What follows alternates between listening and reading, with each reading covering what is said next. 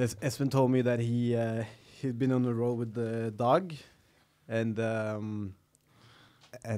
because I think I hosted one time at the Brewdog when Dog was on first, and I did the duck joke right before Dog went on, and Espen had been traveling with Dog on the road, and he just had like took Espen to the side and was like, "Have you heard Christian's fucking duck joke?" What the fuck, man? So Dog loves your duck jokes, bro. No, the goat does not approve of the duck joke.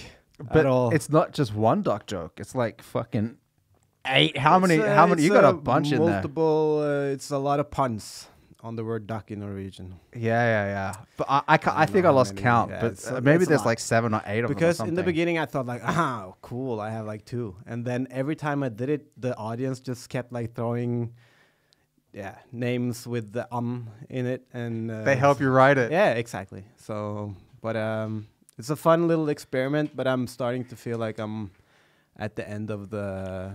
I think it's done its job for now. Yeah, I'll see. I just want to film it one time to have it like, because now when I made you film it at the Brewdog, I didn't feel like they didn't really enjoy it the way it should be enjoyed. So we'll see. You're gonna like you're gonna chase the duck dragon. Yeah. I gotta get the perfect response. I gotta capture it. No, but if I share it on social media, it actually feels like it was a success, I guess. Are you gonna start sharing more things on social media? Is that the plan?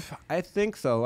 But I'm trying to figure it out because I have all the other shit that I do on my personal one. So I'm trying to figure out if I'm gonna open start a comedy account, or if I'm just gonna start posting bits on the Tynsip account, or I don't know what the hell I'm gonna do. Okay, so you're thinking of maybe getting a Christian Bastian comedy or something or whatever. Like that. I don't know yet, because it just feels I do so many things now, and to put them all, I don't know. Maybe I'm just overthinking it. Maybe just put it out in one place. But I understand, because you do so many different things, and sometimes it might be good just to have one niche channel for something like comedy. So people don't get to see you like fucking doing jiu-jitsu or all this other. They come. I think there's I have this conversation with myself as well, because there is a real benefit in just doing one thing, real niche, but do it real good. Yeah. You know what I mean? Yeah. Because if people are just there, I feel like you have to look at social media as not what you get out of it, but what you give people that come to your channel. Yeah. And if you want to give people who come to your channel like comedy, they don't give a fuck about, seeing you pose with a camera or some other shit like that, Yeah, and also like I do most of my comedy I do, as I've just started doing sets in English, but most of the sets I do it in Norwegian, and probably the things I'm going to post is going to be in Norwegian, and I have a bunch of like Indian followers and like people who don't understand Norwegian at all. Oh, okay. So I don't know. So you got to get Christian Bastiansen comedy English. Christian Bastiansen comedy. I don't know what I'm gonna do. Maybe just use the Tynsip account. I like that. I wanna. I'm gonna talk to Alex about it, but it would be cool to just like build it into being like a comedy, like collective. Just post a bunch of shit. Just do like Funny or Die. Yeah, I understand. I don't know. And then you can use stuff from other comedians as well if they're down, and exactly. Maybe you could post some meme shit or whatever. There's so much stuff I want to do, and I think it's good for. I mean, it started with a podcast, the whole Tynsip thing, and then what we post mostly about now is the nights that we do at the Brewdog. Yeah.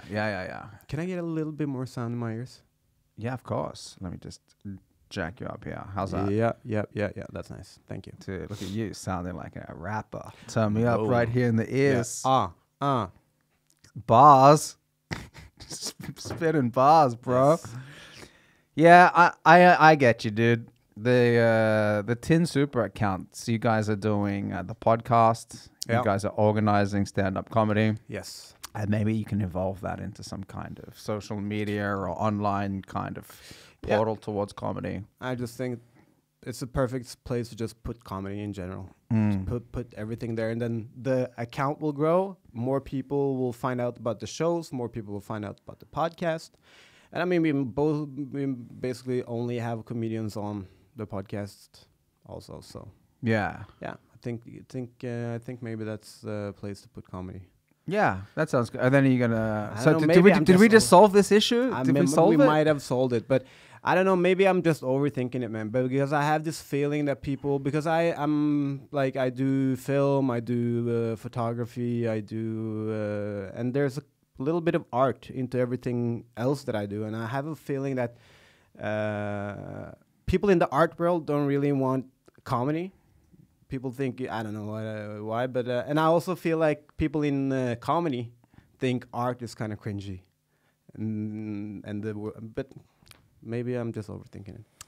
Yeah, I don't know, man. I feel like whatever you like put out on your own channel, I mean, it can also just be like a collection of things that you have an interest in. Yeah. Do you know what I mean? Yeah. So that there is also that to consider. It's Yeah. like, you know what? You're into art, you're into jiu-jitsu, you're into comedy, you're into podcasting. This is just all the shit that I like. Yeah. That's kind of what I do. I mean, I just have one. You just put everything out on your personal account, yeah? Yeah, and I just feel like, this is just what I do, and fucking, I'm just going to post it here. Fucking deal with it, right? Deal with it. Yeah. Like, fuck yeah, go for it. And, I put things out, like, mostly it's in English, but if I do a podcast in Norwegian, I'll put that in Norwegian. And if you don't speak Norwegian, then just fucking scroll videre. I believe it did, motherfucker. Yeah, true. But because I don't know, man. Like, It's I think, overthinking, but I am the world champion when it comes to overthinking. you know why that is? No. Childhood trauma. Yeah. You might be right. Or I've read a bunch of shit, and I've also heard. I heard you talk about this guy. What's the guy name? Gabor Mate. Yes. Yeah. Brilliant guy. I Yeah, haven't read his right? book, but I listened to him on Rogan a bunch of times, and wow. He's smart. And it also makes a lot of sense. It does. Yeah, it does. Yeah. But everything's childhood trauma. Like, you Yeah. can just say anything, and it's like childhood trauma. Yeah. And then you got to try to filter out, like, okay, what's what here. But Yeah. Man, overthinking for sure is one of my. I don't know what fucking happened, but because the reason I just said childhood trauma is because what I often do in conflicts is I over-explain. oh, okay. So I'm an over-explainer.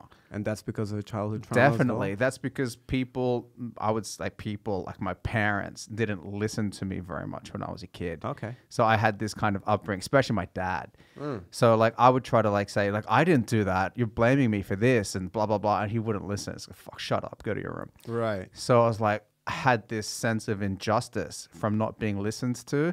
And now when I'm in a conflict with somebody and they don't believe me or Right. I feel like I have to give them so much information because the little I tell them, they're not listening to. So I just go, this. And they go, Inio, you don't let it go. You need to stop talking now. I go, I can't stop talking because you're not listening to what I'm telling you. Right. And that is childhood trauma. Okay. So in relationships and Relationships, family shit, Yeah. like, like all kinds of stuff. And Okay. it's something that I'm working on, like everything else, but over explaining. But, like when you think about it, when you're a kid, you just want the attention from two people. yeah. It's your mum and your dad. Yeah. Like that's all you really need. Yeah. And you end up sometimes not getting that attention in the way that you think is right for you. And then you spend the rest of your life trying to fill this hole that never got filled in your childhood through different types of ways. So you're trying to fill it, right? But how the fuck do you fix it?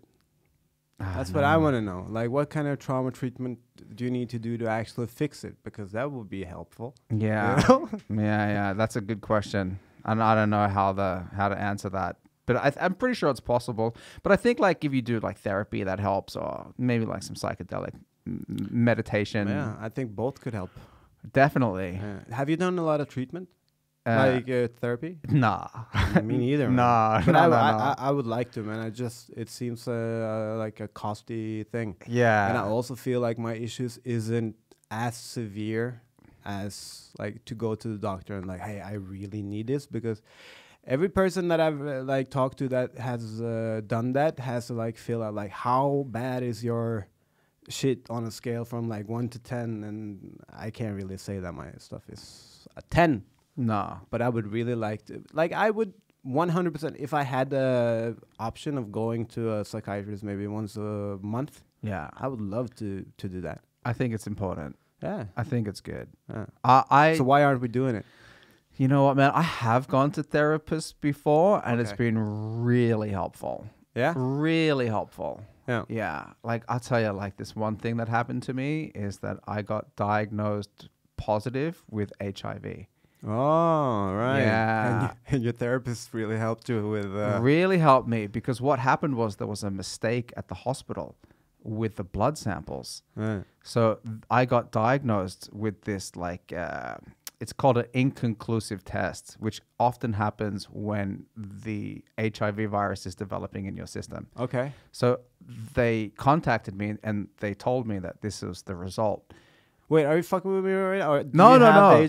No. You have HIV? No, I Okay. don't have HIV, Okay. but I got a result. Okay. That, I thought you were saying a joke. You know? no, no, it's no. I'm sorry. No, that's why I okay. laughed. Yeah. Don't worry, no problem. So I got they fucked up at the Okay. at the university lab or whatever. When you were like, when you just Yeah. came out.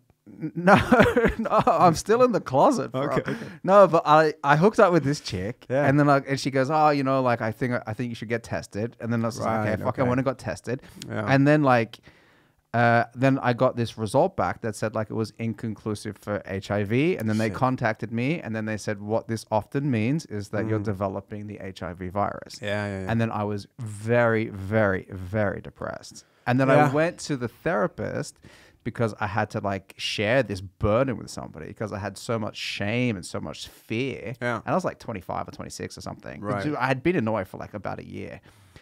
And then... now I have HIV. yeah, and now I got it. And now I got it. Yeah. No, but then I went to the therapist, and then I went there like maybe, I don't know, 5 or 6 times or something. Yeah. And that was so helpful. That was so helpful. And how long did you think that you had it before you figured out? 3 months. Really? Yes. Why? Because it takes that much time for the virus to develop in your body. Yeah. So imagine thinking. So you did one test and you didn't think of like, okay, let me do another test just to. No. check. I did many more tests. Okay, after and they that. all came back. No, then like they that. started to come back like negative, but you have Right. to wait for a certain amount of Yeah, time okay. because there was a certain amount of time that like has to pass through for the first one to be proven either negative or positive, Yeah. and that was 3 months. So for 3 months during fucking summer, I was like devastated and thinking that like I'd like, you know, just received a death sentence. Yeah, I have a similar thing happened to me. Or I was traveling and I hooked up with this girl, and I just started telling myself that Yeah, you know, right. I was starting to having night chills and started feeling bad and blah blah blah, and I just like, it's HIV. It's probably HIV, you know. And I just walked around. It's like I was so fucking sure. Yeah. And then I went to do a test, and I've never been more afraid, man. It's scary, right? Yeah, while I was sitting there, because you get the result like Yeah. instantaneously, or I did when I went to do the test. Yeah. And man, those like 3 minutes or whatever, Yeah. fucking long ass minutes. Yeah, it's long, dude. But I didn't get it like that. I had to wait. I have AIDS now. Yeah, No, I'm just right. yeah. I'm just You kidding. caught it from a duck. But I didn't get the results instantly. They called me. And when they call you, that's when something's wrong. So they don't send you if you don't hear from us, that's good. Yeah. And then when they call you, they go, hey, we got to tell you something. You're like, oh, shit. So that's how it went down. But a lot of people trick themselves into thinking that they have shit.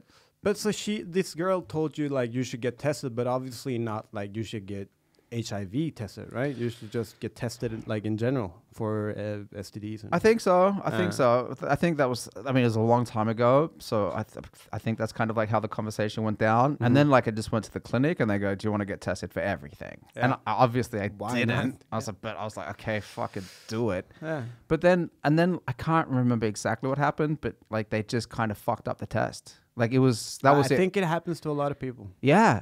It was an error in the testing system. But the fact that you had to walk around for 3 months thinking you had HIV is brutal. Brutal. And Brutal. you were 25. How old are you now? I'm 43. Yeah, so this was a while ago. It was like a while now, ago. if you contract the HIV virus now, it's still not cool. It's not a cool thing, you know. But this now, it's not a death sentence. I think they can reverse the HIV now. I think you can take some medicine and then you'll take it and then you'll test negative. Maybe HIV becomes cool. Yeah, dude, I wish I did get it. But anyway, the whole point of that story was to say how therapy actually helped me when I felt like I needed it. Right. Yeah. And so like if you're going through something that like is causing you distress, then therapy is a really good way for you to make sense of the situation. And it definitely helped me. So like I was, pretty in a dark place, and then I spoke to this therapist, and I visited her like 2 or 3 times a week or whatever it was, and then it just really helped me make sense of it. Because what often happens with people is that we make fears in our head in advance of getting the results. Yeah, of course. Whatever it is, like going on stage or a tournament or an HIV result. And she just tried to keep me calm. She just tried to say, listen, you haven't got it yet. You haven't got I know in your head you're making up this like life where you're losing all this weight and never having kids and dying, whatever. But you haven't just so that's what she was really helpful at doing. Yeah. It's controlling this dystopian future fantasy that I was creating for myself. Yeah. It's easier said than done, though, when you're really like, when you're afraid of something, it's hard, or at least for me. It's for everybody. Hard to not, like, overthinking in worst case scenarios is usually where my mind goes. Yeah, because you're an overthinker. Yeah. And you go to the worst case scenario. Yeah. Wow. All the time? Pretty much. Most of the things I do, yeah. Yeah. And it took me a while to like not expect to bomb, for example. Yep. Yeah. But, you work through it, and but I think like you don't really have to have HIV to have, like, I think everyone should be able to go to a therapist every like 2 months or 3 months, or some people don't feel like they need it at all, but I know a lot of people that should, I always think if you feel like you don't need it, that's when you definitely need it. Yeah. I feel like that. That's what I think. There's been some stigma around going to get some help with the mental stuff. But the way when I grew up, the way I am, like I said, so I overthink and I like worst case scenarios and whatever. But for some reason, I am very comfortable just talking about my shit to friends or family or whatever, and I need to talk about it to work through it. Yes. Most people don't do that. Most people just keep it locked in, and then they explode. Yeah. Some, like, you get really fucking drunk and then you explode or whatever. Yeah. I always, like, when people say, hey, how are you? And usually they just want, like, yeah, fine. If I wasn't fine, I would just be like, not that great, man. I'm struggling. Yeah. And then they would have to listen to me for like 3 hours. Or tell me whatever. what's going on. But what happened? This was it's still like that. But it was like that when I was younger, when I was like a young man, and people thought it was strange. But what kept happening after that was that every like friend that I kind of forced to help me came to me when they were going through something. Yeah, because they felt safe around me. Yeah, because you were vulnerable and you talked to them when you felt like you needed help, and then they felt safe with you. Yeah, I think that's a sign of a healthy friendship. Yeah, right. I think like so you know what I mean. Like if you're in a state of despair and you can communicate that to another guy and let them know, like, hey, actually, I'm not doing so good. They go, oh shit, all right. All right, because, what's up?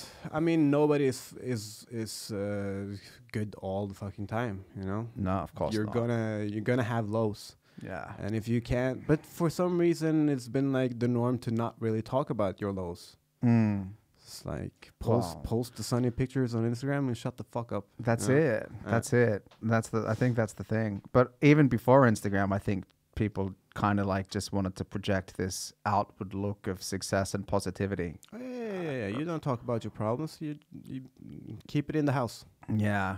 Yeah. No, and that seems to be the thing that actually tears down the house. Yeah. Yeah. Ironically. Exactly. Yeah. Ironically, yeah. So, but I don't know, man. Like, I feel like I'm in a similar situation where I'm able to talk to people, friends, family, stuff like that, when I'm like in a tough situation, and even kind of on stage to a certain extent. Yeah. You know what I mean? Like that can be kind of like, hey, guess what happened? You know, trying to make a little bit of sense out of it through a comedic perspective. Yeah.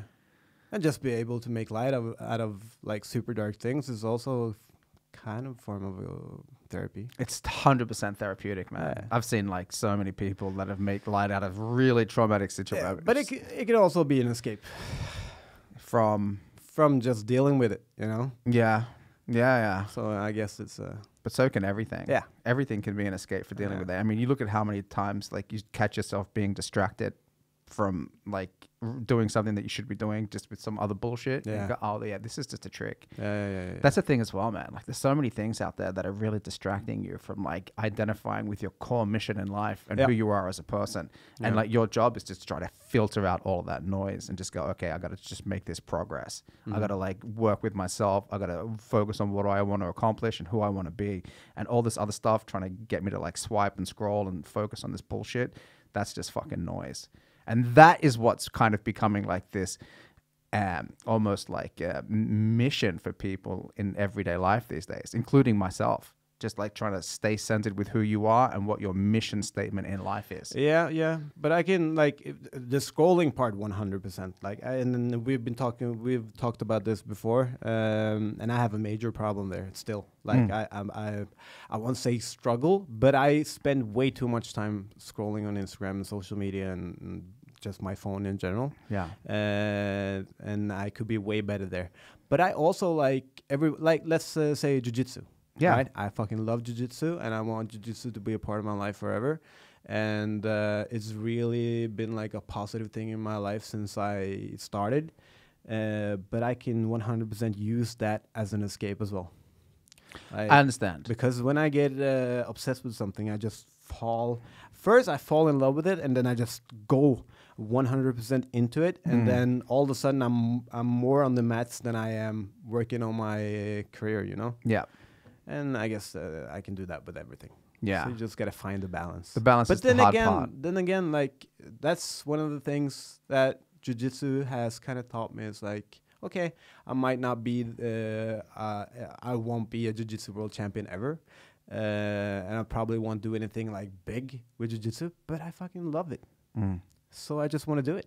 And I want to do it a lot because it gives me a lot of joy. Yeah. And if you can't spend your time doing stuff you really enjoy and love because you have this other mission, then I feel like you're going to be like at the end of your life, you're going to think like, fuck. Yeah, you're going to regret it. Yeah. You're going to regret it. But Same thing for me, at least with comedy. Yeah. I didn't start that long ago, but it's been like one of those things. I don't know what I'm going to do with it. I don't know what I'm going to like achieve with comedy. I just want to do it a lot because I fucking love it. Yeah, but isn't that like the whole purpose of doing something? You know, when you hear these people saying like, it's not the destination, it's the journey. Yeah. Isn't that the beauty of doing something like jiu-jitsu and stand-up comedy? Yeah. But earlier in my life, I was really like, focused on like I'm building my legacy, and when you guys are sleeping, I'm working, and like I was that guy, you know. And it's I mean for the last couple, like maybe 4 or 5 years, I've been more and more leaning into like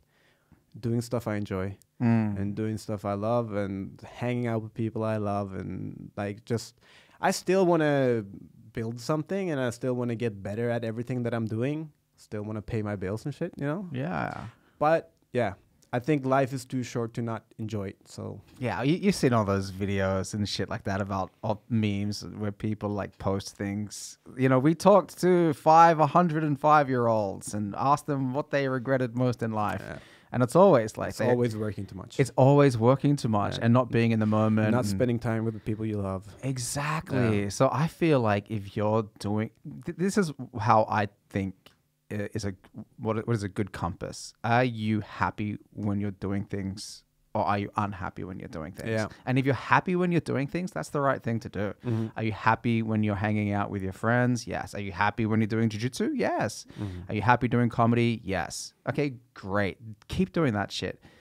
Are you unhappy when you're doing like this other stuff? Okay, yeah. Well, then you got to look at that and figure out how to balance that shit out. Yeah. And I'm pretty sure that like is the paycheck the only positive with what you're doing? Maybe you should do something else. exactly. And you and me, like as filmmakers, we're actually very fortunate because when you're making a commercial or a video, it's a fun process. It is. It's not a grind. It's like No. it's kind of like it's creative and it's challenging, but at the end of it, you've like created this like collaborative work and you're proud of it. Yeah. You know what I mean? Like some other people that are out there like laying cement or fucking, whatever that job is that they got to really struggle with to kind of like find that motivation to keep going, or working in a cubicle from 9 to 5, processing spreadsheets or whatever.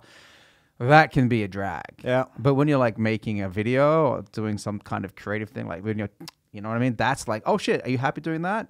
Yeah. Yeah. Then that's it. But the balance thing is always like a struggle for everybody. Yeah. But I think the main thing is just to feel that you're content in the pursuit of your art, regardless of where it takes you. Yes, I agree. That's it. I agree. But it took me a while to understand it. Yeah. And actually apply it to my life. Yeah. I understand. Yeah. Like for the jiu-jitsu, I would say that like I'm an okay purple belt.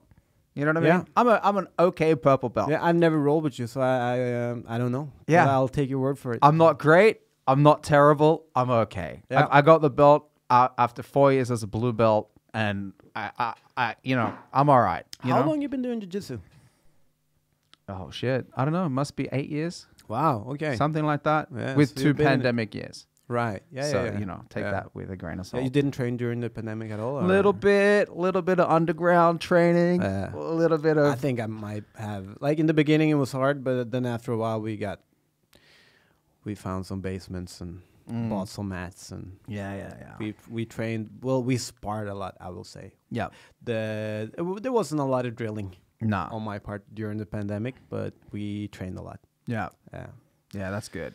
Yeah, man. Yeah. No, I did a little bit of drilling. Me and a couple of buddies, we'd like put on some BJJ phonetic tutorials. Yeah. And we'd do the whole class. We'd push pause, drill it, go videre. And it's great. The only thing you don't have is a black belt to like tell you what you're doing wrong or whatever, but you 100% can learn definitely techniques that way. Man, through the Jiu-Jitsu Globetrotters, I've met a lot of people that come from countries that don't have any coaches, and they're just learning in base. Like, you think that we're finished with that? No. They're just learning by watching YouTube and shit? Yep. Okay. Because there's no jiu-jitsu school within 200 kilometers of where they live. Right. So they're like, oh, we got no car. We got, we're just training. We got like 10th Planet instructional with Eddie Bravo, and we're doing it. Yeah, and they are good. They're really good. These guys are so good. They're so dedicated. So where have you traveled with the Globetrotters thing? I've been to St. Bart's. Where's that? It's a Caribbean island. Oh, really? Yeah, it's probably the most exclusive place in the world. Really? Yeah. Okay. It's super exclusive. So I've been there. I've been to Poland. I've been to Italy. I've been to Iceland. Nice. There's some good jiu-jitsu and there. America. Right. Yeah, maybe and Italy. I haven't done a jiu-jitsu retreat like that at all. You'd love it. It's the best. I really want to, though. It's I the really best. want to. It's just like I keep telling myself that I'm gonna do it, but then work, So. Yeah. But I'll get there. Yeah, it's just like hanging out with 100 or 50 or 200, depending on the size of the camp. All these people that share the same interests as you. There's so many now. Like, you can go there for a week. Let's say you go there for a week. You can do 2 sessions a day, or maybe 1 session and then a yoga session in the evening or whatever, and then you just hang out with a bunch of like-minded people. It sounds fantastic. Yeah. My girlfriend just went to this cabin on the weekend. Yeah. And she sent me some photos. I go, dude, that looks dope. And I was thinking, like, dude, wouldn't that be fun just to get like a bunch of comedians and just rent a cabin and have like a comedy camp? Yeah. And just be like, okay, guys, we can like schedule like a couple of hours for like some writing, or like schedule an hour in the evening after dinner to like work on, storytelling or new bits or whatever. You know what I mean? Yeah. Even if you don't want to participate in any of the organized stuff, just going and hanging out like at a dope cabin with like a swimming pool and a sauna and a spa and shit like that. And bring mats. Yeah, right? Just bring a bunch of shit. Yeah, because I've been talking to a couple of my jiu-jitsu friends exactly what you're saying without the comedy though. Just bring mats, rent a cabin, and just go. Yeah. Have fun. Yeah. You know? So let's do that. Yeah. There's a lot of comedians rolling now. I know. Yeah. So Karsten. I mean, Talak has been rolling. I don't think he's active. No. Sivert will join. Yeah. Even though he's not active either, but he's a former judo black belt. Yeah, that counts. That 100%. I've rolled with him. He knows some stuff. Yeah. And you know Joachim Eikeri? Yeah. Yeah, he's pretty good. And he's been competing in shit as well. Yeah, dude, he did an MMA fight. Really? In 2013 or something. Really? Yeah, he won, dude. Wow. I think he went to England or You want to do MMA? Me? Yeah. Do I want to do it? Yeah. Yeah.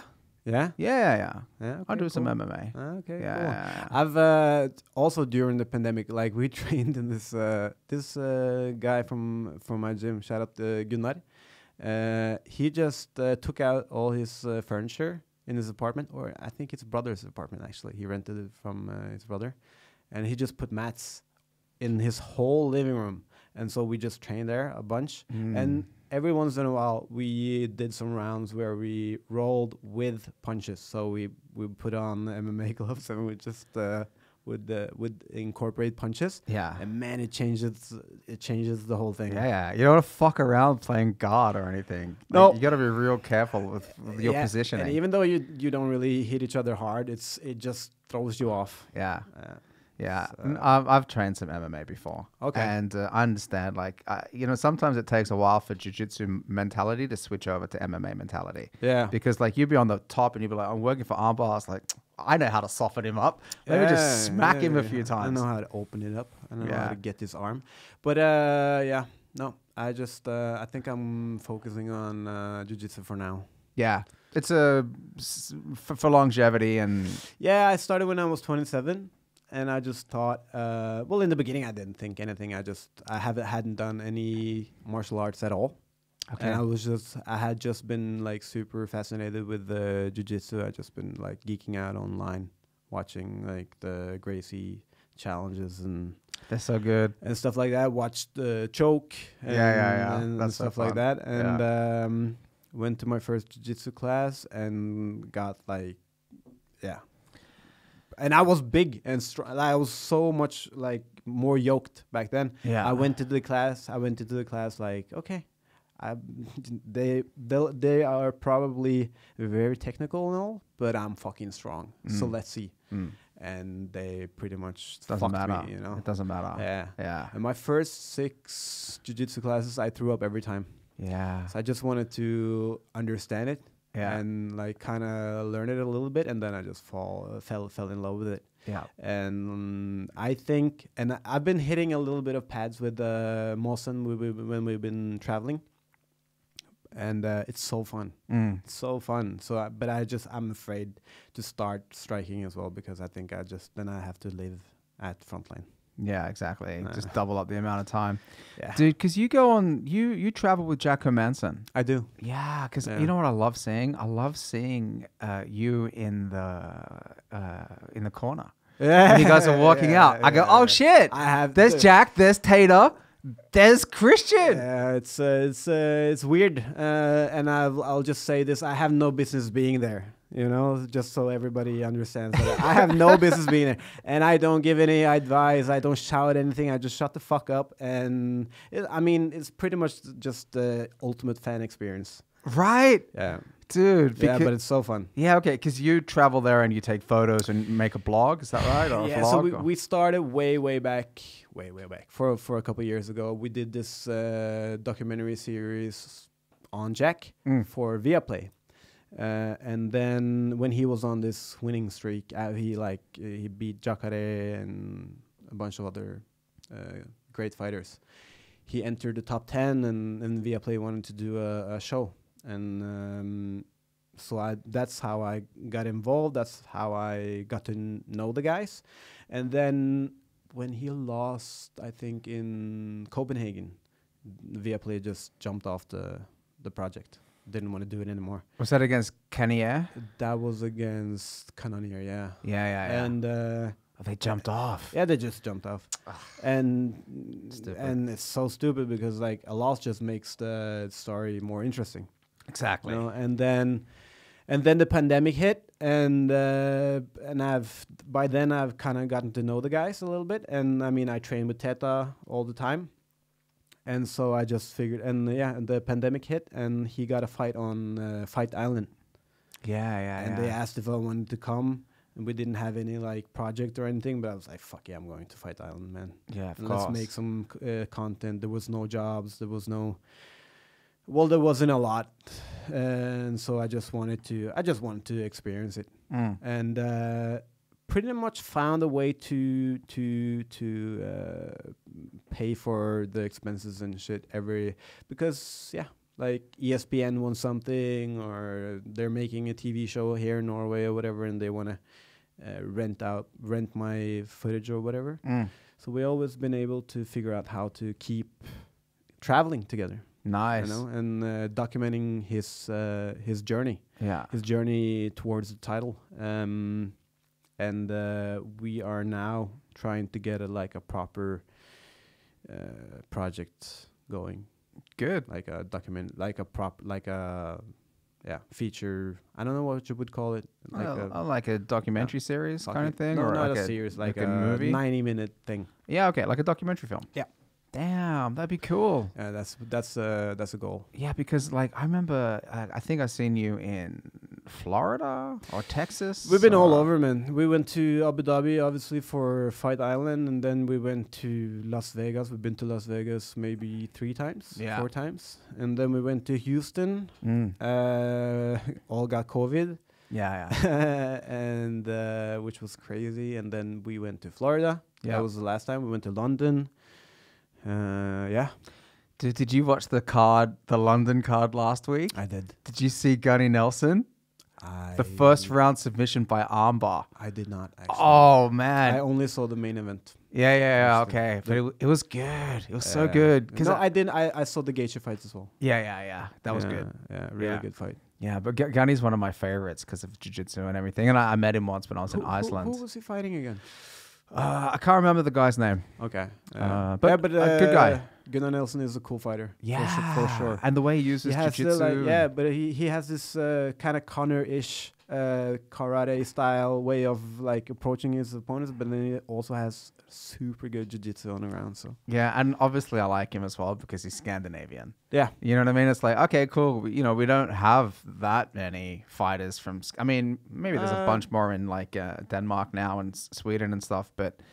You know, I mean, how many fighters in the UFC are from Norway that are active? It's just Jack, right? Yeah.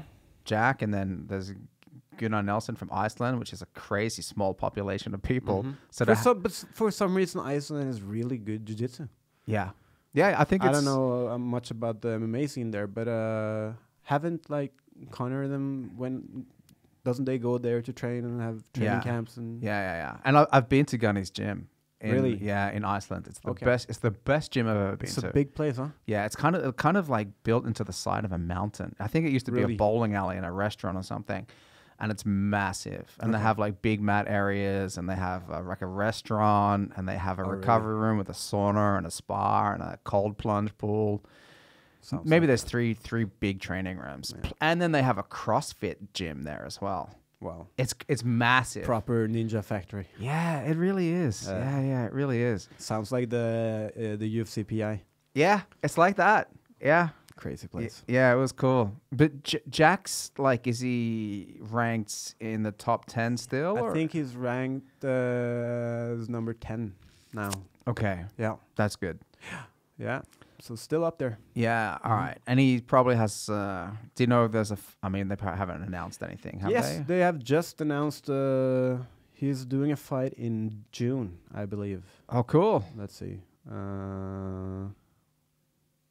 Sorry. No, go for it, man. Go for it. June 3rd, I think.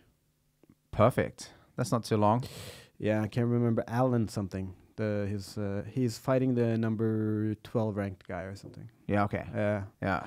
So I hope I'll be able to go to that one. I'm doing a European tour right before, or parts of European tour. So it's I just hope that I'll be able to to fly out there. Is that the quickstyle tour? Yes.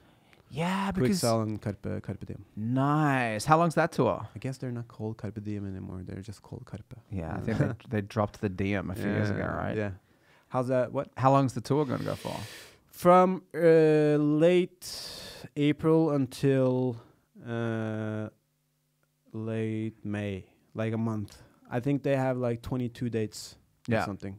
And then, just nightliner tour all across Europe, basically. Wow. And is it like a quick style tour and a carpet tour, or is it quick style featuring? How does that work? On top of the thing, it says Carpe and Quick Style presents. Okay, but I mean it's the Omar Sheriff project from Carpe, which they sold out Oslo Spectrum with 10 times. Yeah, and they are taking it to Europe. That's awesome. And I don't really know the details of the deal or whatever, but it's that show with Quickstyle also was in Oslo Spectrum. Yeah, Quickstyle are huge, man, and yeah. that just kind of I just looked and then I was like, damn. Yeah. They're big. They've been big for a while, just outside of Norway. I started working with them maybe 10 years ago. Yeah. Now. And they were just by then they won Norwegian Got Talent and a bunch of other competitions outside of Norway as well.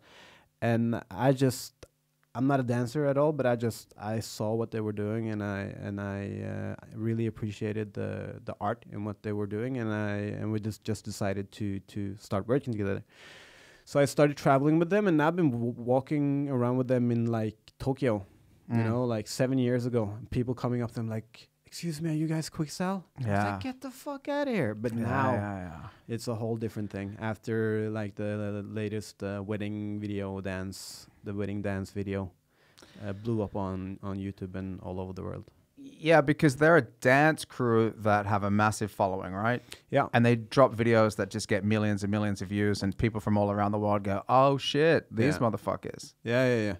I think they've been in the dance community. They've been like acknowledged as like stars for a while, but last summer they did like this 12-minute dance routine for one of the founders that got married.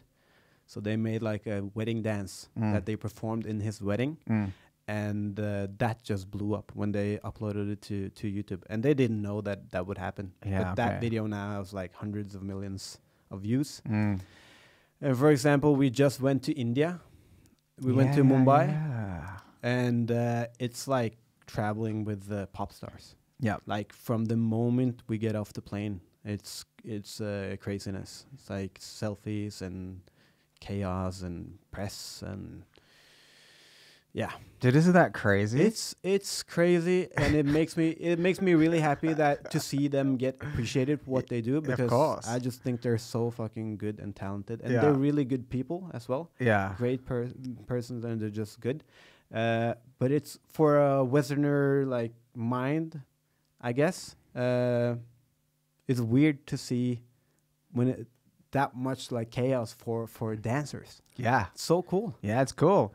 Because you don't automatically think that dancing is this like super. You go, singing, rapping, sports, maybe even to a certain extent comedy. But now that don't you think like a lot of that probably has to do with like TikTok and stuff like that? Probably because people are starting to appreciate that art form. Yeah, and a bunch of like small snippets of the wedding video that they did became like viral sensations on TikTok and shit. Yeah, that people would do their own take on, and it traveled all over the world. Like Jimmy Fallon did it, and all over the place. Yeah, these guys have been working with the biggest artists for so long, choreographing their music videos, and BTS, been working with the biggest K-pop artists and shit, and it's nice to see them finally getting some love for their art, putting their faces in front of it. Did they monetize the YouTube video? They didn't. No! They couldn't because they danced to a bunch of songs that the copyright. They could have. I guess they could have whitewashed it or whatever it's called on YouTube. But I think they just they didn't think that it would fly the way it did. Yeah. So they just like, hey, let's just put it up, you know, Yeah. and then boom. There you go. But it has opened a lot of doors for them. Oh, there you go. That's it. Yeah. I mean, when we went to this trip that we did to Mumbai, that was just on there. They just wanted to go. So there was just like, okay, let's go. Let's say hello to India, you know. And the first day, like we landed, we went to the hotel for like 45 minutes. And then we went to, I guess like a news agency kind of thing where we met press with the reach of 1.4 billion people. Yeah, of course, because the India is massive. Massive. Damn. Wow. Yeah. So, and then was there a concert or a performance? Or? Yeah, I think like the day before we left, I think they decided to see if there was any opportunity to do like a show. And we were there from Friday to Friday, or we had to leave like super early Friday. So they put on a show Thursday, and thousands of people showed up in the middle of this mall. I can't remember what it's called, but yeah. There's going to be some crazy footage on YouTube eventually. Yeah, cool. Fuck, you've done a lot of cool shit, man. Because, I mean, when you think about it, like with the quickstyle and then with Jack Hermansson, and I think you even did like Nico and Vince in America a few years ago. That's the first thing. Well, I started when I started working, I started in music. Did a lot of stuff with the music industry because they really appreciate people who can make nothing look like a lot. Yeah. And I got good at that fast. And so I did a couple of tours and with Nico and Vince when they just blew up, when they had the #1 song in I think I did their first headlining tour across the States. Yeah. And so I got good at the whole like documenting things by my own thing quickly, and then but it's not great pay and it's long days. So after a while I just figured like, okay, I'm gonna do this with the projects that I really want to do this with, and then I'm gonna restrict it to that. So the last 7 years it's been Jack and it's been Quick. That's it. Yeah, that's good. You got to preserve your energy and talents for. You can't just say yes to everything. Yeah, and filmmaking in general, I feel like it should be a team sport. Yeah, and when I do these things, I travel alone with the camera. I do everything, and I like when we put shit out on YouTube and stuff. I edit it myself, and I do everything myself, and it's super time consuming, and it's also pretty tiring. Yeah, of course. So I guess I could do stuff like that way more, but I figured I keep it to the projects that I really want to pursue, that I believe in, and then do a bunch of other stuff. Yeah, film. Yeah, and you've also got your own art form of comedy to prioritize. Yes. So it's really cool, like documenting like other people's artistic pursuits, but you can't like get lost in the fields and just you need to like, okay, this is their project and but I got my shit too. Yeah. So you get the balance between that. It's awesome. Yeah, I'm trying. Yeah. At least I'm trying. And then I also want to do like mainly when it comes to film, I want to do fiction. Of course. I want to do fiction. That's the only thing I haven't done, pretty much. Like I've done a bunch of commercials and I've done some documentary stuff and I've done a bunch of music videos and I also done some art films and a lot of stuff. But still haven't done fiction. I was aiming to do my first short in April. Yeah. But it might not be time. Because of the tour. Yeah. Yeah. So we'll see. But I have everything. Everything is more or less figured out. Is that a funded project or? It's not a funded project actually. It's I'll just pay for it myself. Yeah. But it's a super easy. Like I wrote it thinking that okay, let's write something that I could get done. Something that I could get done even if I don't get funded. Yeah. Because I just wanna do it. start start exploring the world of fiction. Me too, man. Yeah, definitely. Yeah. I think it's the. Didn't you pitch something? Yeah, I did. I pitched the NRK, and what they told me was that the budget for fiction is pretty much used up until like 2024 or 2025 or something. That was what they told me. Right. Yeah. So they told you come back in 2024, or did they just give you like, sorry, we can't do it now? No, they kind of said, but basically that the, that there's very little chance of, they didn't, say come, you know what I mean? Like they kind of say it in a way that doesn't just murder all hope, but basically like they weren't bullshitting me. They were like, and I think, I don't know what's happening, but I think there's like a big budget cut going on. It's people that Makes are there. sense. Like, everything is getting more expensive, and yeah. But I did go to the Humor Day at Njø when they had this TV top meeting. I don't know whether you heard of that, but it had people from VGTV, TV2, and Discovery and NRK. Okay. And it seems like all of the other channels are really focusing, mostly TV2 and Discovery. They're really focusing on fiction, comedy. So there's opportunities with other channels. TV2 has taken some chances lately. Right? They have produced some, or at least published a bunch of cool projects lately. Yeah. Amongst other things, Jonis's stuff. Have you seen the show? Yeah, I have. Isn't it good? Yeah, it is. It's really good. Really good. Yeah. And they were the ones who finally picked up his special. Yeah. They also were the ones who published Kids in Crime. Have you seen Kids in Crime? No. But so good. I heard it's good. So good. I didn't sleep on it, but I didn't watch it for the longest time. Yeah. And during Christmas, I just said to myself, okay, I gotta watch this shit. And I think probably the best show that came out during 2022. Really? Yeah. Shit. Yeah, we've Norwegian content has been, or Norwegian shows in general, has gotten a huge lift. Definitely. Yeah.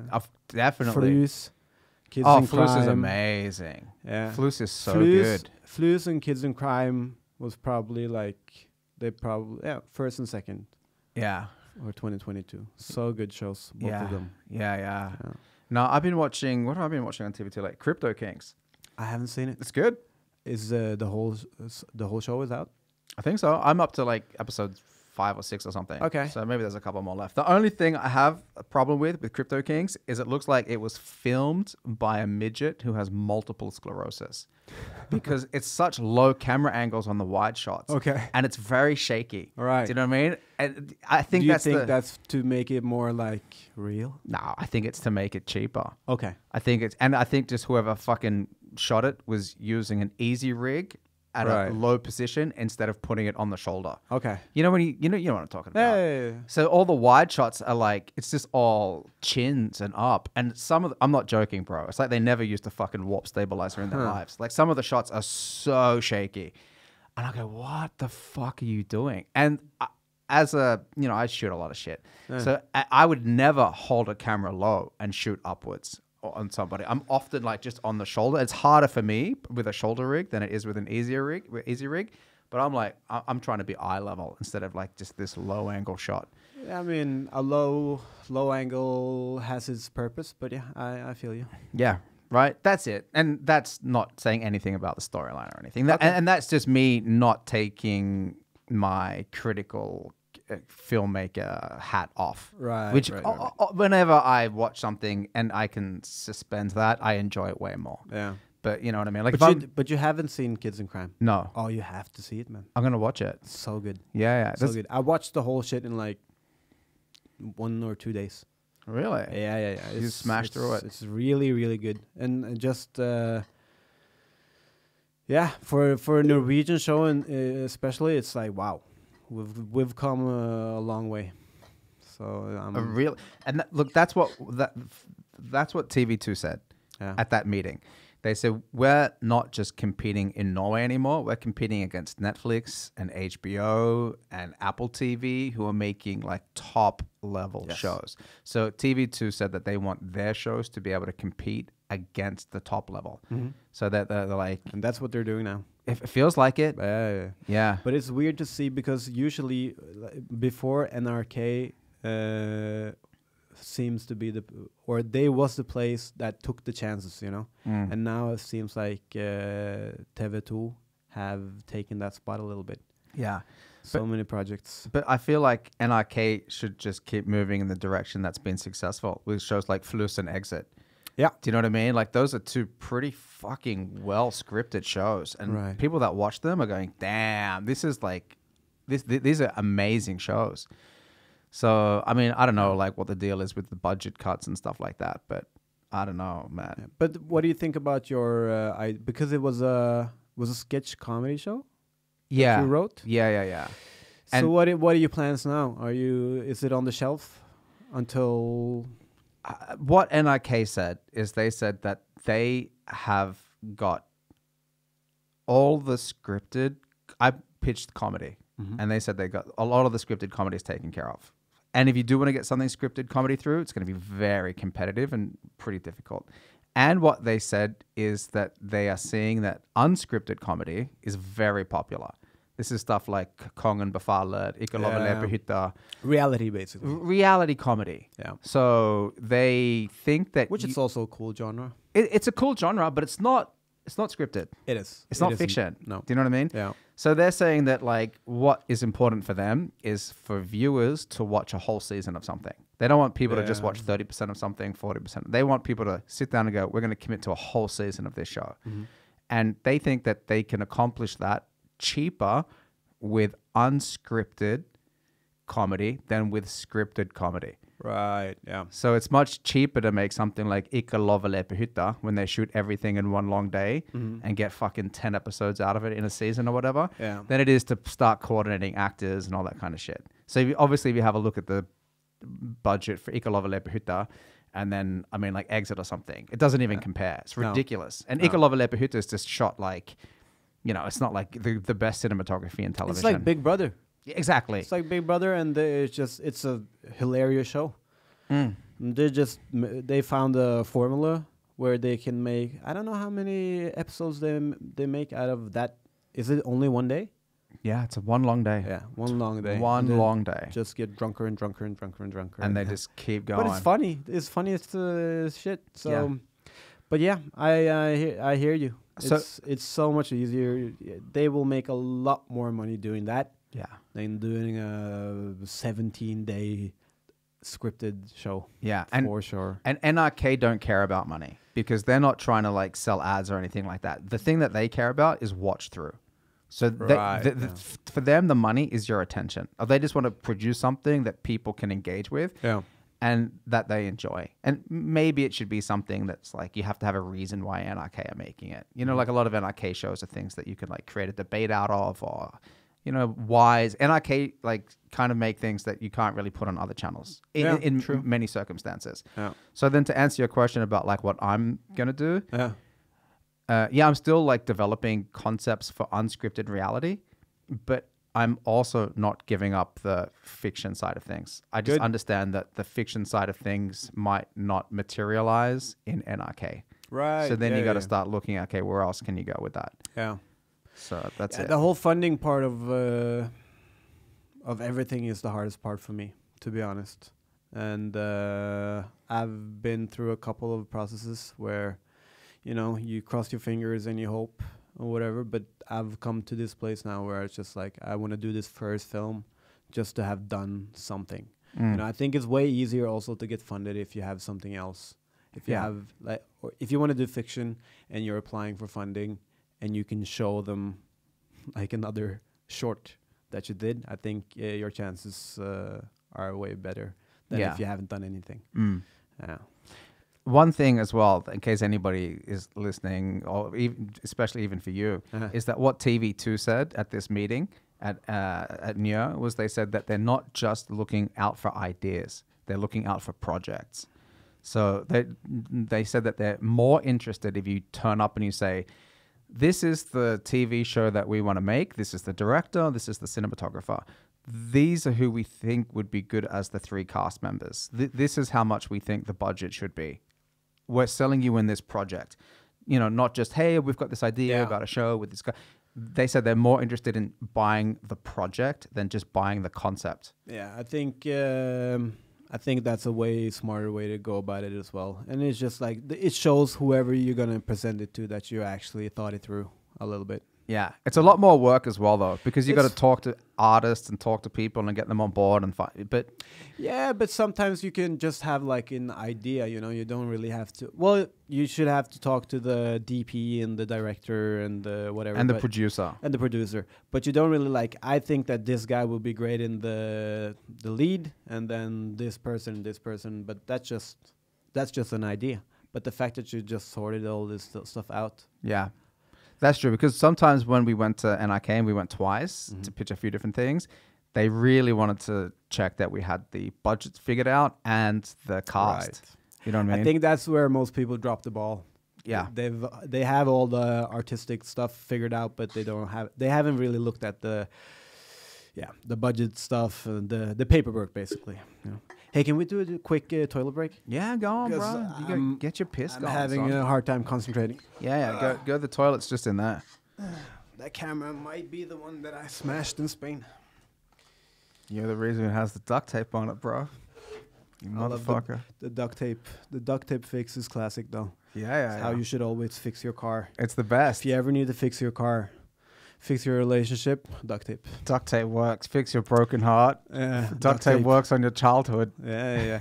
I remember I saw the Axel Lund Svindal documentary. Yeah. Have you seen it? No. Okay, so the same thing there. He fucked up his thumb. Yeah. And they just fucking taped it up with duct tape. Right. Like a real man. Worked, and then he won, you know? Yeah. So the moral of the film, the story. Let's keep going with the duct tape. Yeah. But isn't that like with jiu-jitsu as well? Everybody's just got Tape this it up. sports tape. Let's hold on, my finger's You know, broken. Let me just go. The funny thing, when I started jiu-jitsu, everybody was like semi-hurt or hurt. And I was like, oh, weird. It's like everybody's hurting. I'm not hurt at all. And like, especially like the fingers or the ears or whatever. Like, I'm not really getting that. And I was like that a couple of years in. And now it's starting to happen. Yeah, now it happens. My ear and my fingers especially, I'm at the point now where I tape this one, I tape this one, I tape this one, and then I tape these together. Yeah. Because I have long, thin fingers. Yeah, perfect. So it's like perfect for like some cartilage disfiguration. Yes. You know, I tape every finger. Really? Yeah, I tape every finger at the top, and look at my fingers. They're kind of fucked. Yeah. This one is not a jiu-jitsu injury. This is a gymnastics injury from when I was a kid. But really? Yeah. But this one's kind of fucked. And you have a look at like older grapplers, people that have been in it, like their fingers are devastated. Yeah, but I figured like if I'm old and my fingers are fucked because of jiu-jitsu, then it's so worth it. You know, it's like, so what? What are you gonna use your fingers for? Fingering chicks, bro. Yeah. But sometimes the curve in the finger can stimulate the squirting mechanism. So you should cut your fingernails. You know? You just gotta cut them, and just they travel up there. Yeah. You know all the jokes that you have about ducks? You've seen the duck penis, right? I have actually. Yeah. Isn't that a weird design on a penis? I think it evolved like that because the ducks are notorious rapers. Yeah, that's true. The ducks they get pretty rapey. Yeah, but how does the rapey ducks? Rapey duck. How does that's a cool like hockey name or something? Yeah, hockey team. Yeah, the rapey ducks. We're gonna change the Mighty Ducks. Could you imagine that at the board meeting? We got a suggestion. Yeah. It's based on evolution. It's more nature-like, bro. Yeah, it's not gonna be mighty. We're gonna replace that with something else. Is it child-friendly? No, not really. No. But it's truer to the yeah, it's true to evolution, bro. We fuck all this woke shit. Yeah, but you were saying about duck dicks. Yeah, no, I don't know how. It's like it's like a corkscrew. Yeah, it's like you're gonna open a bottle of wine with that duck stick. But how does that make it easier for them? How does being a rapey duck result in their penis being more twisty? Good question. I have to ask my duck friends, but Yeah. I mean, I guess Google would have the answer, but I don't really know, No. to be honest. But I've heard they have weird dicks, so I googled it. I googled to see. Oh, see it. I know. I know the answer. Okay. Yeah.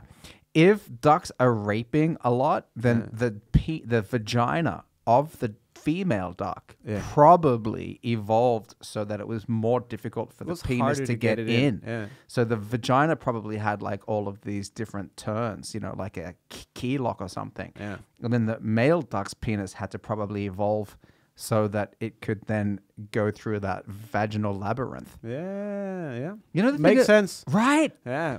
You know, the thing about evolution is you can always kind of figure something out based on like why it became like that. Yeah. Yeah. It's always a evolutionary reason. Yeah. Basically. You know, like, But that's a weird one. You know. yeah, They started raping, and then they tried to make it harder to get raped, and then they just kept evolving. Like they just kept chasing each other. they just evolved to become better rapists. Yeah. You know More or what? less. It's weird. Like, why didn't the male ducks evolve to be more respectful? Yeah. True. Isn't that kind of like, no. You didn't evolve so that the female duck would let you have sex with her. The male ducks evolved so that they could be more effective rapists. Maybe it was just easier to make him better rapist. You know.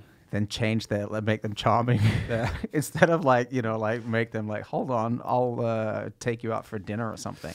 Yeah. Yeah. But tell me about tell me about, if you don't have any more like duck theories. Tell me about your like what's the whole. How did you get into comedy? I got into comedy because I really was a fan of the art, and I got into jiu-jitsu because I wanted to like do something which kind of like excited me and scared me. Yeah. And then jiu-jitsu didn't really scare me anymore because, you know, you just come to get, you know, used to getting choked. Yeah. And then I felt like I needed something Because you new. competed in shit, right? Yeah. Yeah. I'm default bronze medalist, bro. Nice. In almost every tournament. What does that mean? Default. That means that like there's often 3 dudes in my bracket. Right. And I'm guaranteed bronze. I'm that dude. Okay. Yeah. And then I just felt like, okay, I want to try something new. And then like I'd been thinking about comedy for a while. And then I, you know, said, okay, let's go for it. And I did not expect to love it as much as I loved it. It's addictive, man. Yeah. I never thought that like it would kind of change the entire trajectory of my life. I just thought it'd be like this fun like experience to do a couple of times, but never that I would like be grinding for the rest of my life to do 3 or 4 spots per week. Yeah. Because that's what it's kind of become. It's become this unclimbable mountain. Yeah, but it's so fun. It's the most fun. It's so fun. It's I guess I'm kind of similar to you. I started with jiu-jitsu first. I was also like a fan of the art, and then my brother obviously started doing comedy, and in the beginning I just wanted to support him, and and after a while it just became too tempting to not start doing it. And then when you first get on stage and the first time you get like a laugh, it's pretty much over. The thing that I think makes it really addictive is that you're making other people feel happy. Yeah. And they, in return, make you feel happy. Yeah. And once you get into this symbiotic echo chamber where you're saying stuff and they're laughing and they're kind of encouraging you to go more in that direction. And you go, okay, we got this dance going on now. Yeah, and it's so deep. Yeah. So like, and it's similar to jiu-jitsu in the, like, you can be really, really sucky in the beginning. That's one thing that jiu-jitsu really taught me. It was like, when I started jiu-jitsu, I didn't know what was going on. No. I couldn't understand, like, shit. I didn't understand anything. And then just by showing up, like, every day, I just started to, like, understand it. More. And then in the beginning of comedy, it was kind of the same thing. Like, I went up, and first time I did it, I killed, and I was like, okay, I am the chosen one. Let's go, you know. And then the second time I went up, I bombed horrifically, and then you kind of realize, like, okay, I don't know what I'm doing at all. Yeah. And then you start to feel like you understand it, and then you get your ego checked and then you just have to keep like. Yeah, my theory on anything, any kind of new skill and talent, and I don't know whether this applies to everybody, but I think it applies to me, is that I suck at everything for the first 10 years. That's a good suck, and I mean suck. And I'm like 8 years into jiu-jitsu, and I don't know how many years you are, but I still feel like on some days I don't know what the fuck I'm doing. Yeah. And some days when I'm doing comedy, I still feel like I don't know what I'm doing, and it might go really well. And I think, and you know, I think that like you know what they say in jiu-jitsu is that like once you get your black belt is when you start learning. Yeah. And I feel like that's what it's like with everything. With like, I feel like with comedy as well. And no matter like how good you are or how good I am, like in, you know, 2 years, 3 years, 4 years, 5 years, I feel like all that time is just figuring it out to once you get to a point where you unlock this next level and you go, oh, you're sufficient. Nice. Yeah. 100%. And but that's what's funny about especially comedy. Like you can have a lot of shows go really well. One after the other, it goes well, and you're starting to feel like cool. You know, you're starting to feel yourself. You're starting to feel like, man, I'm actually starting to figure this out, and then you bomb. Yeah. And then you're like, what the fuck am I doing? What am I doing? How did that happen? I killed with this yesterday. Yeah. What happened? And then you go on stage again and you bomb again. It's like, what? Wait. And then you just have to like figure it out. Mm-hmm. And then when you do, it's just. Yeah, man. And the thing is as well, like I even feel like if I am constantly succeeding, that I'm not growing. Yeah, true. So there's a real thing to that as well. Like I've been doing like a bunch of shows and getting like really good results, and I go, am I not taking enough risks? Am I not doing enough new material? Am I not trying stuff that has a bigger potential for failure because I'm playing it safe too often? So do you know what I mean? Like, but it seems like you're producing a lot of new material these days, huh?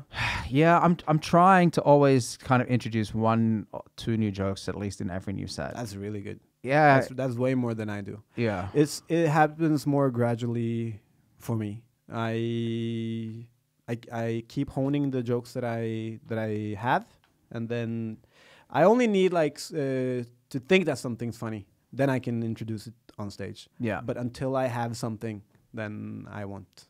Like I'll keep honing the jokes that I have, and then, but it's gotten more exciting also. Like I have this funny idea, I can take it on stage because you usually know how to start the show off right, and you know how to finish it, which makes the middle part playground for new material. Yeah. And I think that playground is like maybe the most important part of the entire set. 100%. Right? Because you open strong, you're going to close pretty decently. And I think it's also like if you can, even though the joke isn't good at all, if you could just make it fun to experiment and fuck around and take the audience with you on the thought process of this new concept that you have. Yeah. Then that's also really, to me, that's super like entertaining as well. I'm working on this new bit at the moment that I'm trying to figure out. It's all about sacrifice. It's not about the ducks? It's not about ducks. Fuck, okay. It's not about ducks, but it's this concept of like, I'm now trying to work with like discussing concepts that I find have had a big impact on human civilization. Okay. But also funny. Yeah. Do you know what I mean? Like, can you take something that's like been a big, and that's what the whole sacrifice thing, like sacrifice is like this human sacrifice, for example, with like the Viking civilization and like the Aztecs and all that kind of shit, really big part of the culture. And, but also like sacrifice is something that people do in their everyday lives as well. So do you know what I mean? Like it started something kind of big and then narrow it down to like something funny and stupid that we do, you know? Compare it to something stupid. Yeah, exactly. Or like, you know, like a wedding ring.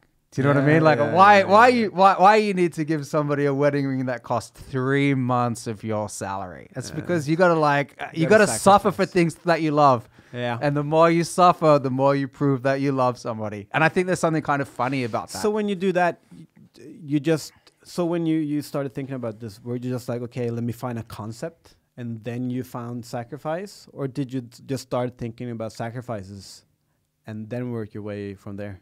Yeah, basically. Okay. Yeah, I started thinking about like human sacrifices and, you know, sacrifices that have happened like, you know, in like, you know, movies and shit like that. How often do you sit down and write?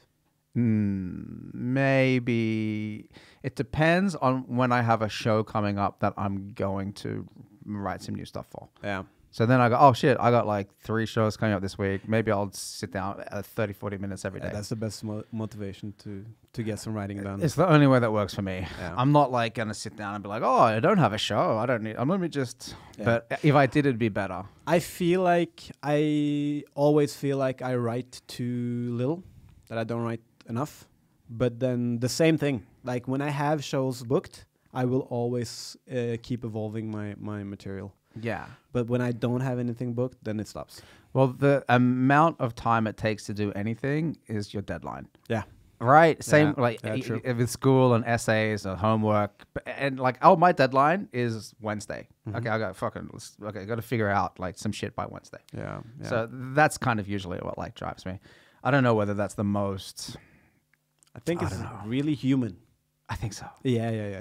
But you hear people like Rogan or other comedians that's been doing it for like 20, 30 years. Yeah. Who like have this habit of like actually sitting down every day and writing an hour, no matter what. I'm not one of those people. Not yet. Nah, we'll see. But I'll tell you what I've been pretty focused on doing, like, which this idea that's been popping into my head is all these people doing solo shows.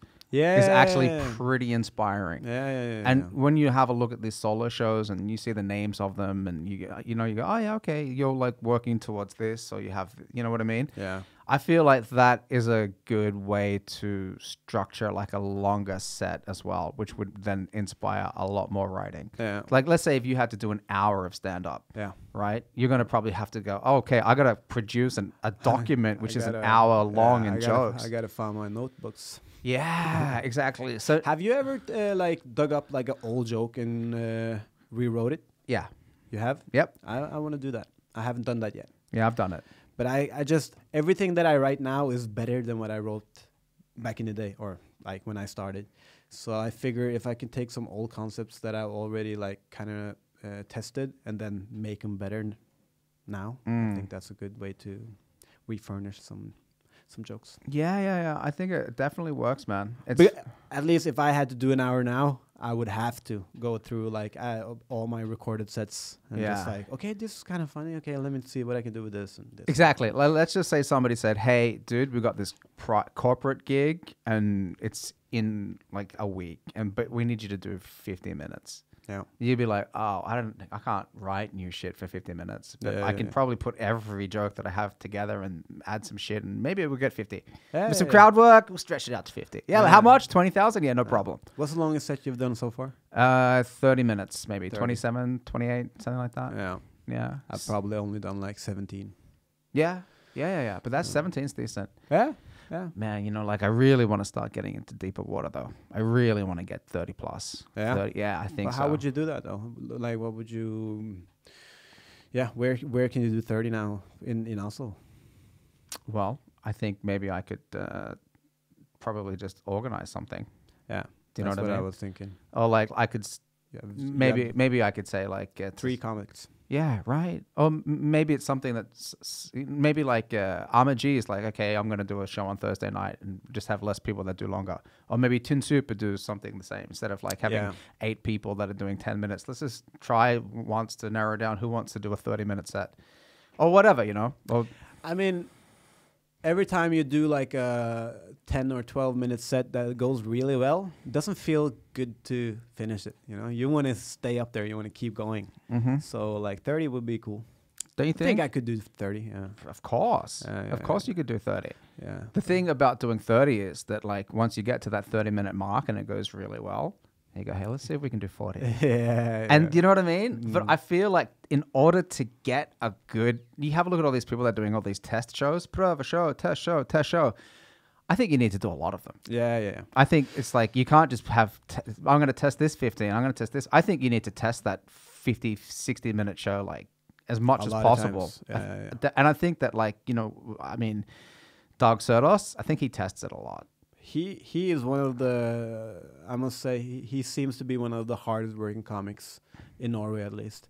Yeah. because I don't see any other like big comedians like him comes doing like the small shows that we host Yeah. on the like he does it all the time Yeah. before he goes on tour with his own show. Yeah. He just testing and testing and testing and testing and testing. Yeah.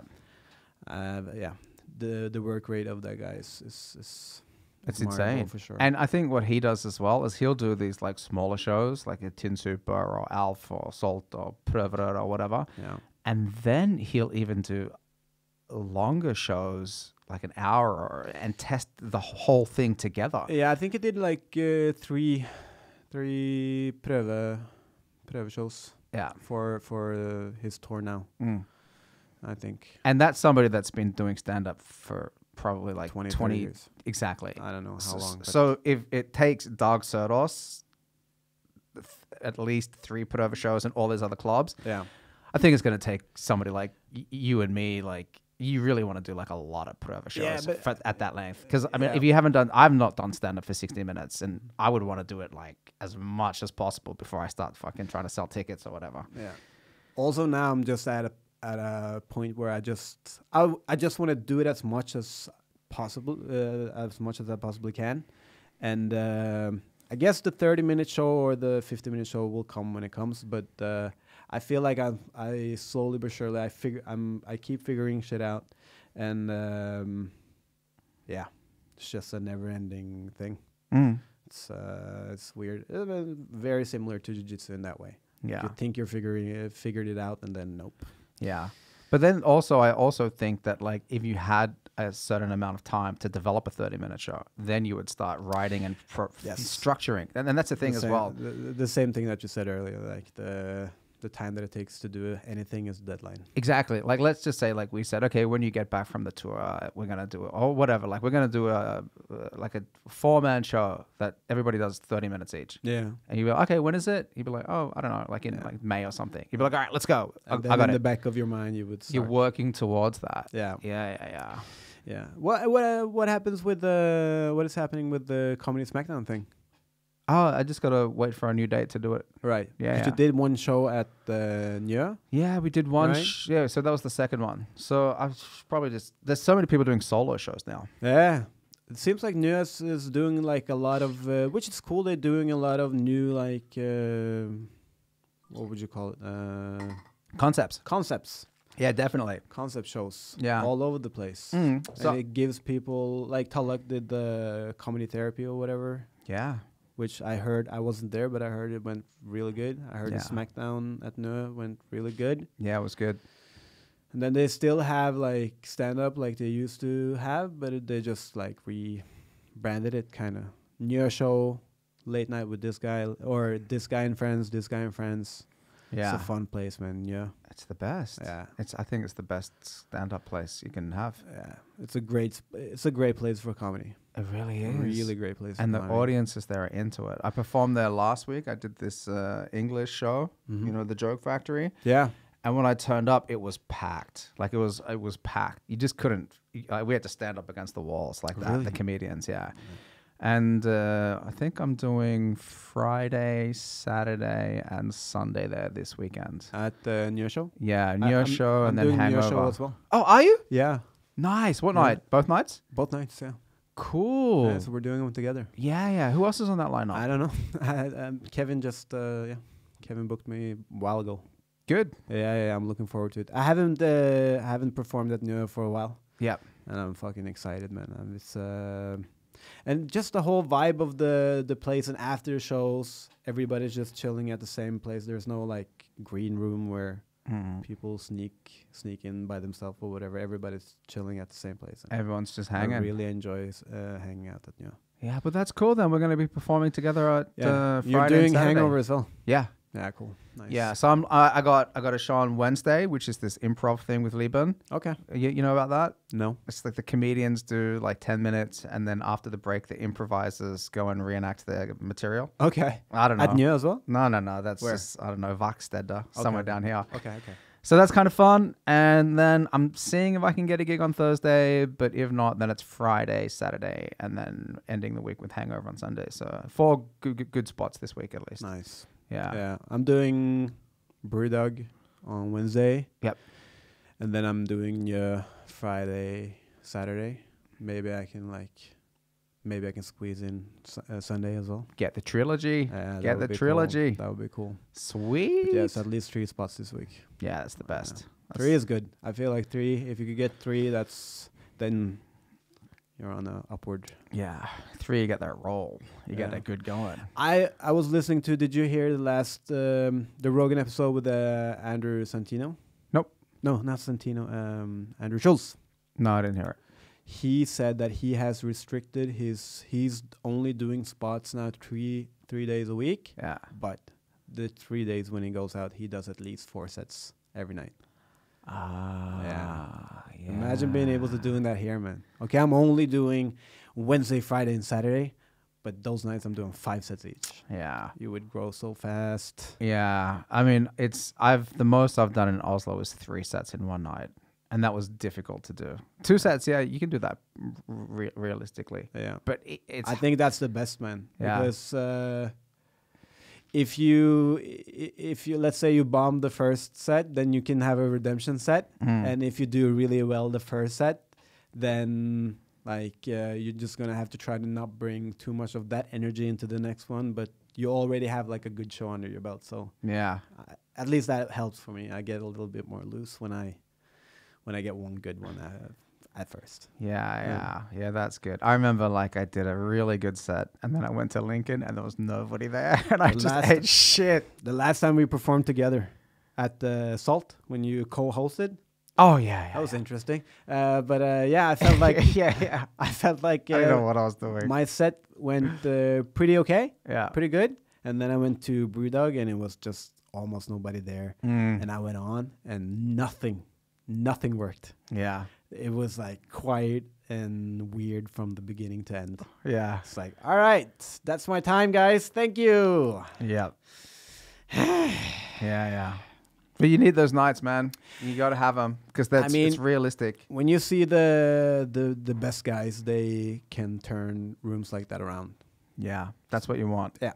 So it's you can blame the room as much as you want, but the really good guys, they'll make it happen either way. Let me give you a really good example of that. On Friday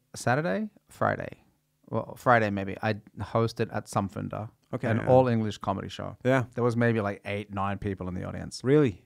1, 2, 3, yeah, maybe 10. Okay, kind of spread out. I got them first couple of rows, but wasn't that many people there. Yeah. I was just the host, so I was just talking to people, crowd, just fucking around.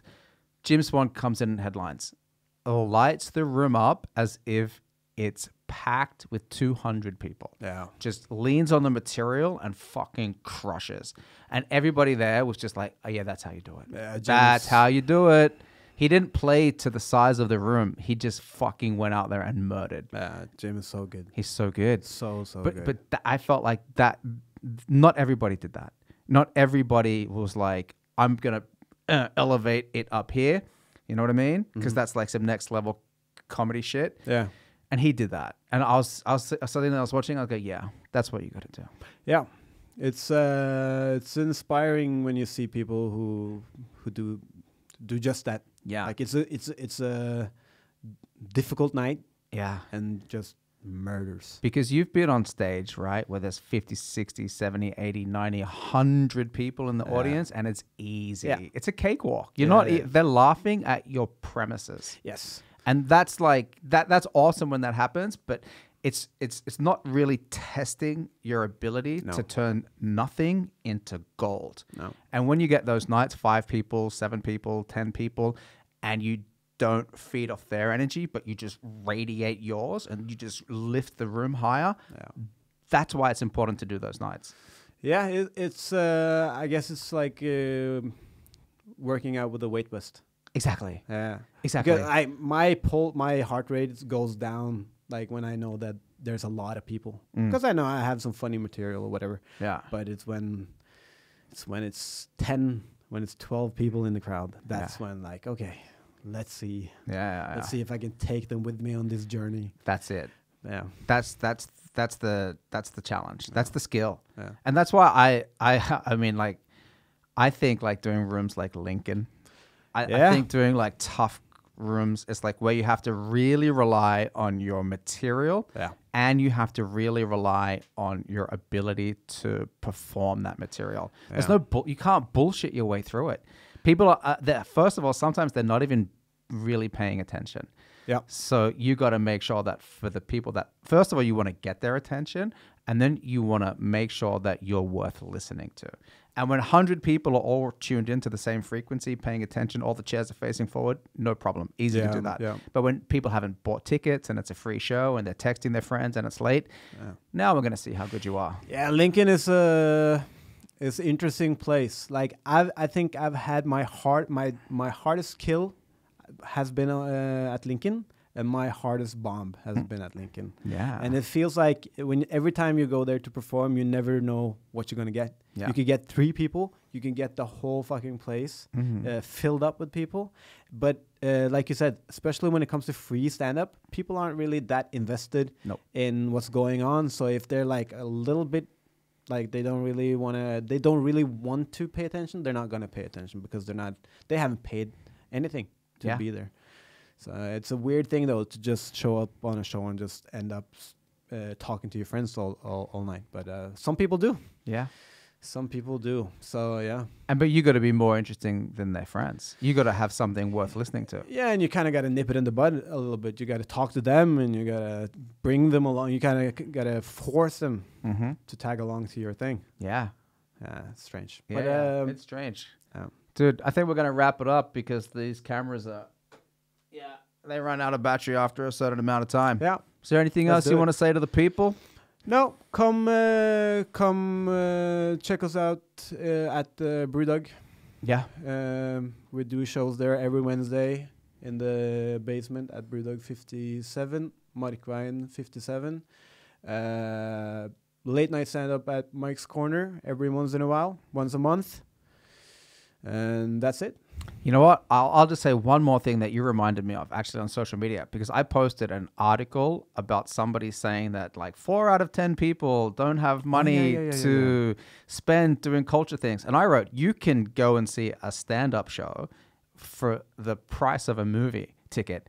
And then you wrote to me, nah, dude, half the price of a movie ticket. Yep. Because how much are tickets to, let's say, Brewdog, Tin Super? Brewdog, I think we do 80 kroners. Yeah. And late night at Mike's Corner, we do 110. But then if you're a student, you get it for 70. Yeah. Okay.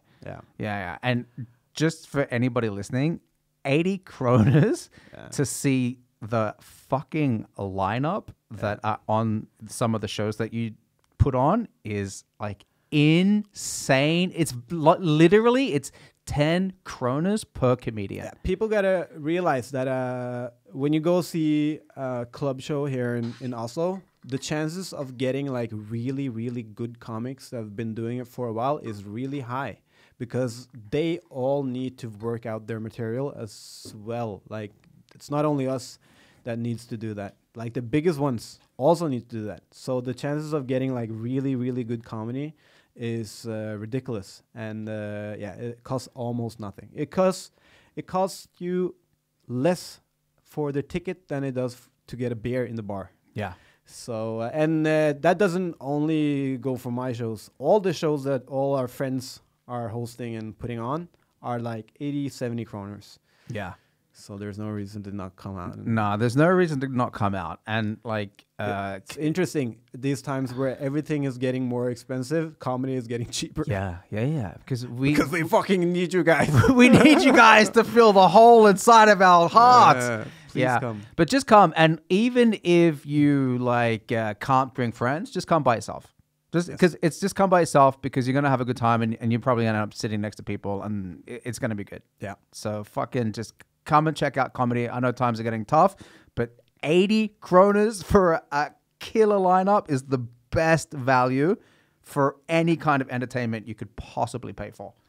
Amen. Amen. Amen. Thanks for having me on, man. Dude, no problem. Thanks for being a guest. Yeah, no worries. All right. See you later, ladies and gentlemen. Mwah. Goodbye. Bye.